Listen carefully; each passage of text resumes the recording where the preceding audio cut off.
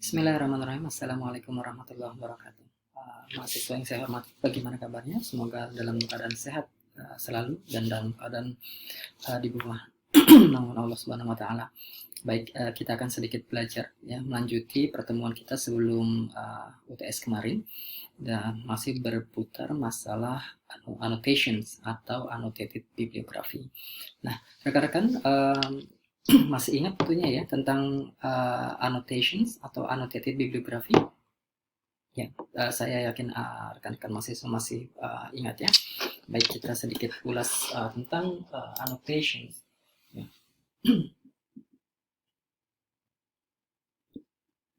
Annotation itu kan kita sudah di pelajaran kita sebelumnya kita belajar ya bahwa annotation ini adalah sebuah strategi kita membaca ya, di mana kita mendapatkan referensi ya untuk mendukung kegiatan kita ya menulis tentunya karena ini bagian dari konteks scientific writing.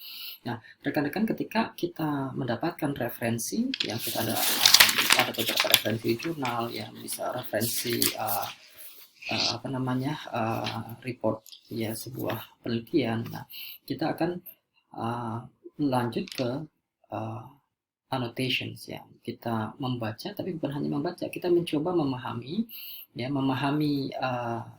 cara si penulis mengalurkan risetnya, apa yang ditemukan dan lain sebagainya, yaitu dengan menggunakan strategi annotations atau annotated bibliography ini.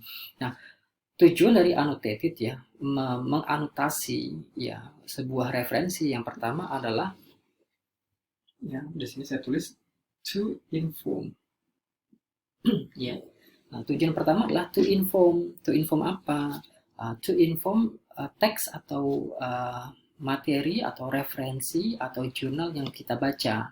Ya, jadi pertama adalah tujuan dari annotation yang annotated atau menganotasi sebuah referensi adalah mencoba memberikan pemahaman kepada diri kita juga nanti atau nanti kepada pembaca ya, bahwa kita sedang baca teks ini ya, kita sedang baca ini, dan kemudian kita kasih tahu bahwa teks ini kita pilih berdasarkan set of quality ya, atau set of kriteria yang mempresentasikan kualitas dari referensi tersebut.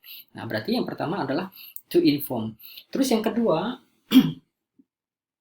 to evaluate ya, to evaluate. Jadi tujuan dari menganotasi sebuah referensi adalah untuk mengevaluasi. Evaluasi apa? Mengevaluasi pertama relevance ya, di sini tulis relevance. Relevance. Jadi ketika kita punya sebuah topik, sebuah tulisan atau topik yang akan kita tulis, maka kita harus menganotasi referensi. Kita akan to show up to the readers atau pembaca ataupun kepada kita juga ya, bahwa teks yang kita baca ini memiliki relevansi terkait dengan materi yang sedang kita tulis ya. Nah, pertama adalah to evaluate relevance, dan yang kedua adalah to evaluate ya accuracy ya,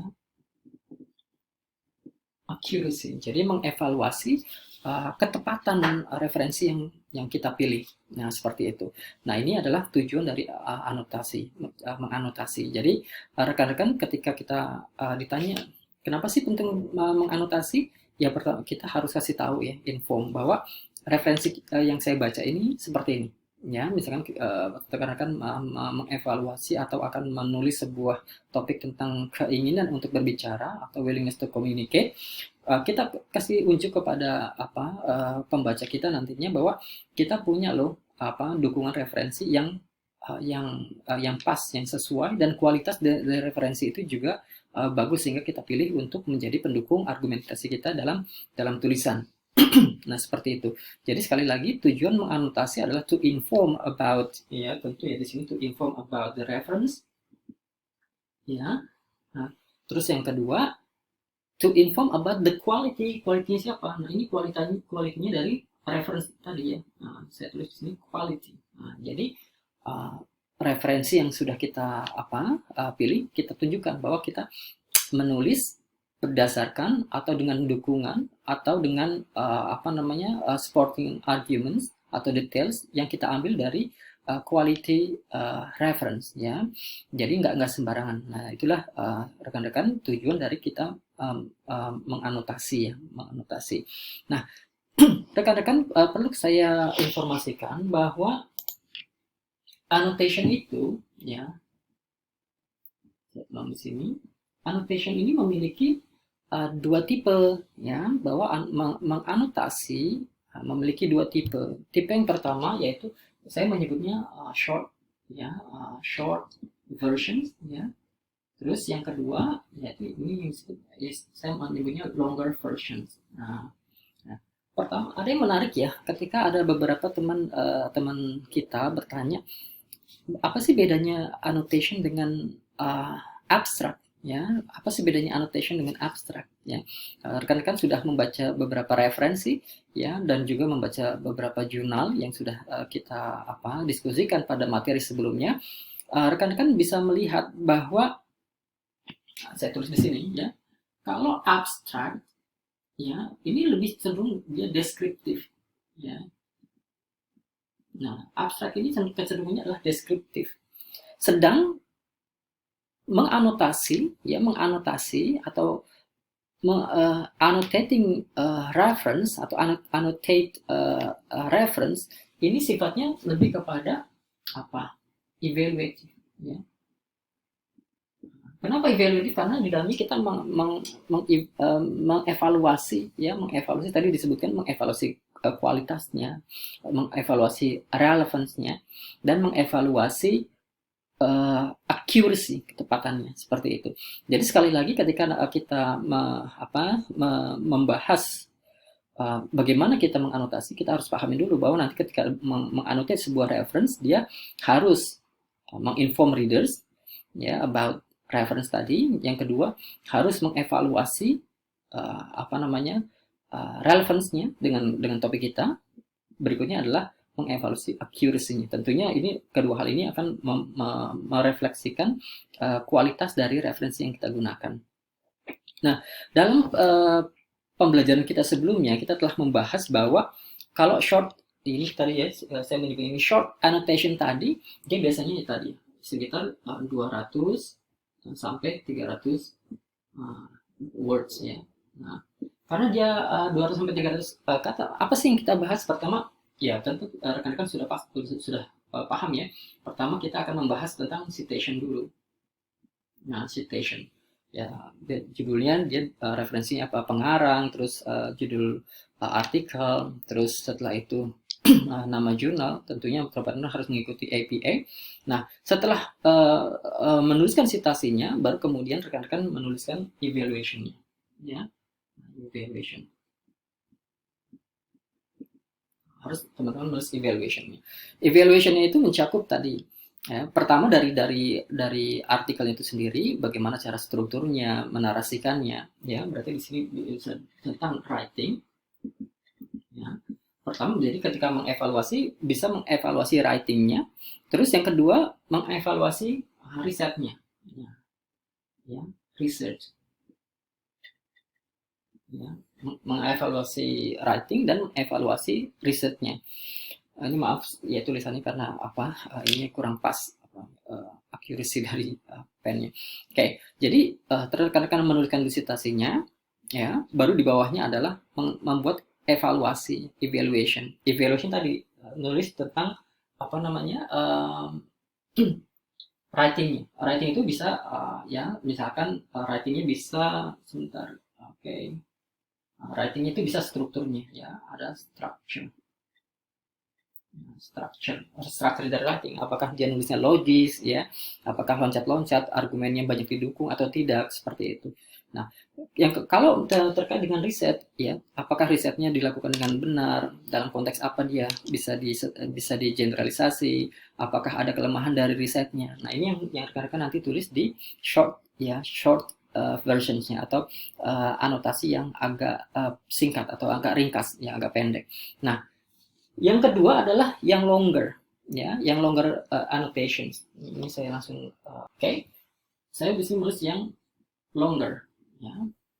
Longer annotation pada hakikatnya adalah pengembangan dari short versions, annotations, ya, pengembangannya. Nah, yang dimaksud dengan pengembangannya apa? Dalam longer version of annotation biasanya ini yang nanti dalam konteks kita ini lebih dari 300 kata ya, words higher ya, uh, longer than the shortened one. Nah, ketika kita membahas tentang longer versions, maka kita sekali lagi ini harus mencakup tadi, mencakup shortnya ya. Yang shortnya ada, tetap kita gabung, namanya juga pengembangan dari shortnya. Nah, yang membedakan antara short version dengan longer version adalah dalam longer versions, nah ini terdapat summary. Ya, terdapat summary. Jadi rekan-rekan pertama menulis dulu, ya di sini menulis citationnya.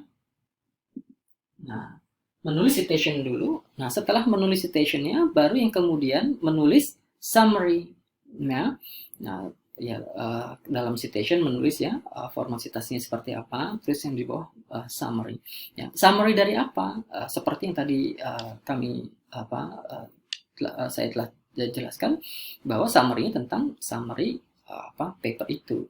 Misalkan kita bisa menulis this paper reports a qualitative study on bla bla bla bla. Nah, apa yang dimasukkan dalam summary? Tentu yang pertama adalah aim-nya, ya, atau objektif.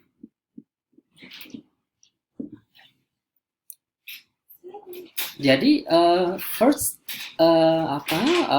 line-nya kita bisa menjelaskan summary dari paper. Dari paper itu kita akan menjelaskan fokus dari paper ini apa, mengevaluasi apa. Nah, itu adalah summary. Berarti yang pertama citation, rekan-rekan tulis citation seperti apa. Terus yang kedua adalah memberikan summary-nya. Ya, summary pertama tentang tujuan paper itu apa.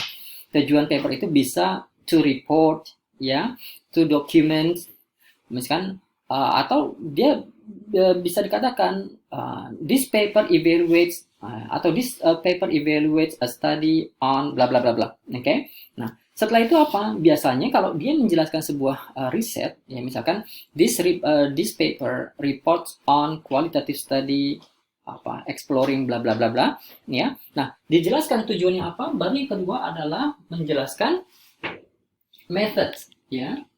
Methods apa? Methodsnya si studi tadi, ya, karena kan kita udah mengatakan bahwa paper ini ya menjelaskan, ya, atau bahwa paper ini mendiskusikan sebuah studi yang dilakukan oleh A, ya, penulisnya, tujuan studinya apa, ya, baru setelah itu dijelaskan metode yang digunakan apa, ya, dijelaskan metode yang digunakan apa.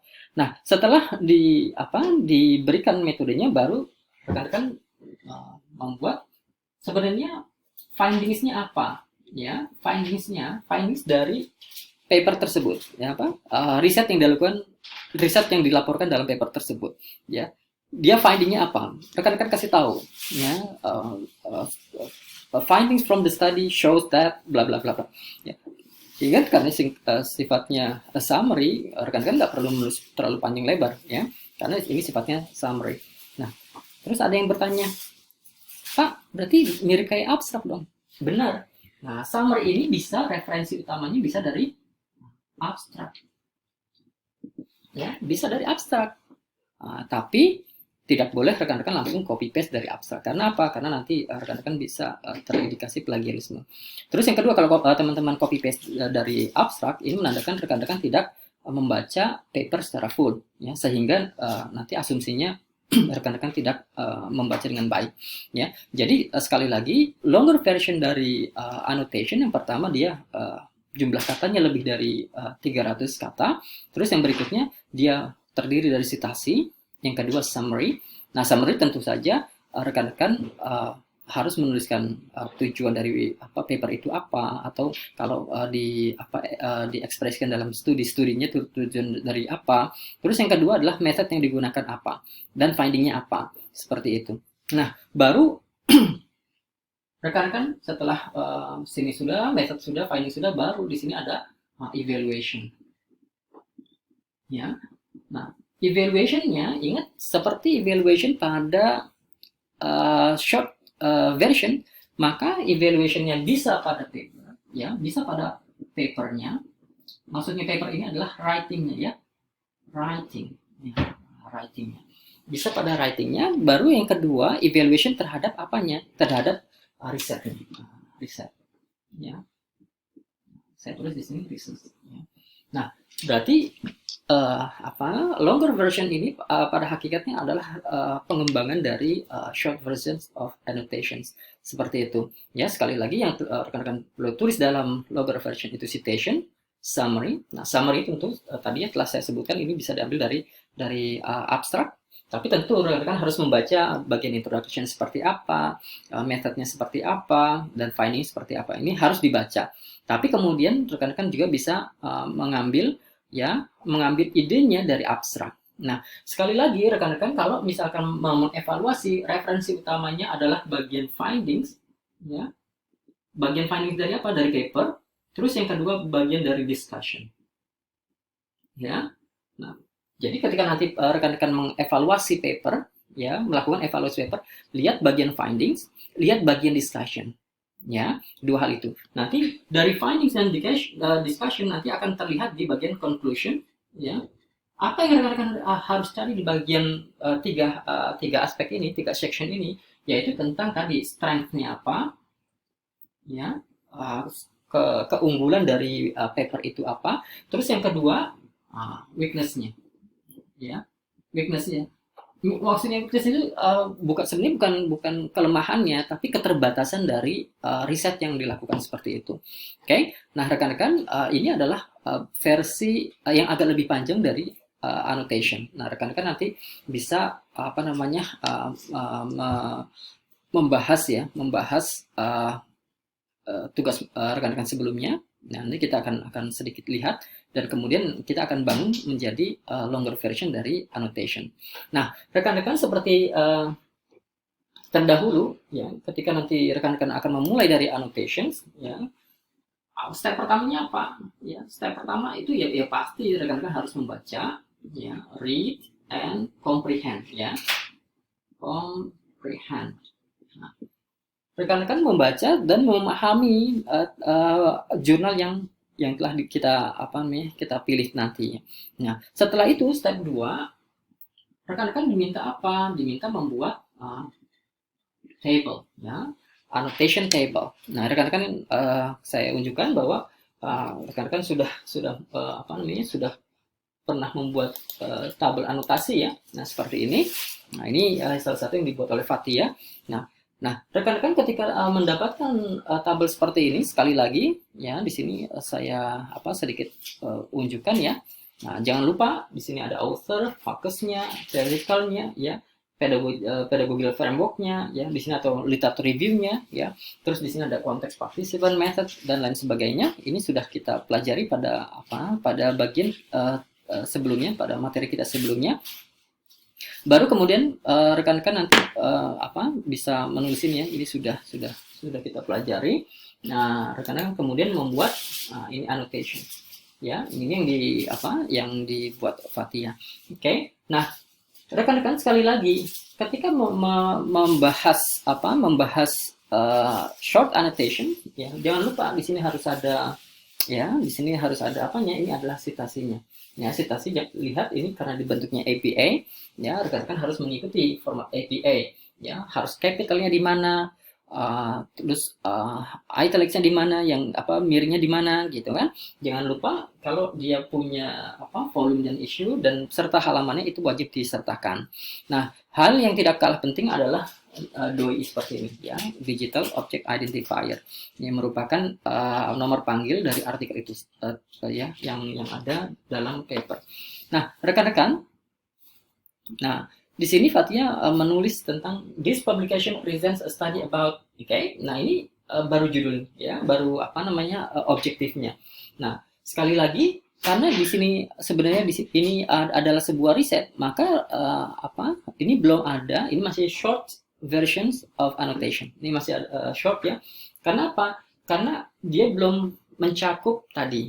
Nah, mencakup apa? Kita ke sini, ya, kita lihat short. Kalau longer annotation itu setelah citations, harus ada summary, ya. Summary ini sekali lagi ketika membahas summary itu harus ada aim atau objektif dari studinya, ya. Kedua, membahas apa? Method, ya. Jangan lupa di sini harus ada method. Method itu apa? Method penelitian ini menggunakan metode apa, ya, dalam mencapai atau menjawab tujuan penelitian. Berikutnya adalah findings-nya. Nah, seperti itu. Baru berikutnya short, ya. Nah, shortnya ini tadi short annotation ini yang berupa evaluation. Nah, jadi dalam konteks Fathia di sini, Fathia baru menulis apa namanya? Baru menulis tentang shortnya. Belum ada summary-nya. Oke. Nah, ketika nanti membuat summary, rekan-rekan ya pastikan rekan-rekan membaca teksnya. Ini teks teks yang saya dapat, ya. Nah, teksnya. Nah, harus membaca teks ini baik-baik. Ingat ketika membuat summary, rekan-rekan bisa menggunakan ya ini. Referensi dari abstrak dari jurnal yang bersangkutan, seperti itu.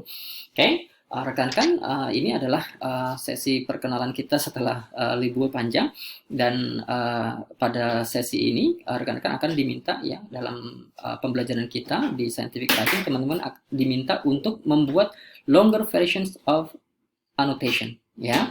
Nah, jadi sekali lagi kalau longer maka dia harus ditambahkan apa?